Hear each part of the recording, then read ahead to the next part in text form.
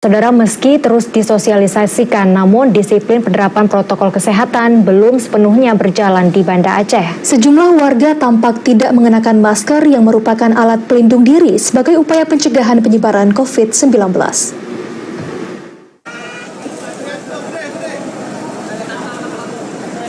Masih minimnya kesadaran warga menerapkan protokol kesehatan tampak di TPI Lampulo, Kecamatan Kuta Alam, Banda Aceh. Meski berinteraksi di tengah keramaian, sebagian besar pedagang tampak tidak menggunakan masker.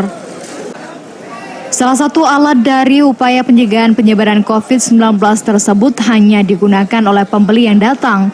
Padahal TPI Lampulo merupakan lokasi pendaratan ikan terbesar dan ramai dikunjungi warga di beberapa kota di Aceh. Man, salah seorang pedagang ikan mengaku TPI Lampulo juga menjadi lokasi petugas dalam mensosialisasikan penerapan protokol kesehatan.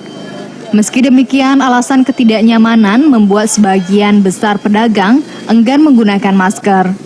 Pantauan redaksi TVRI di lokasi TPI, sejumlah iklan promosi kesehatan dan pencegahan COVID-19 tampak terpasang di beberapa titik.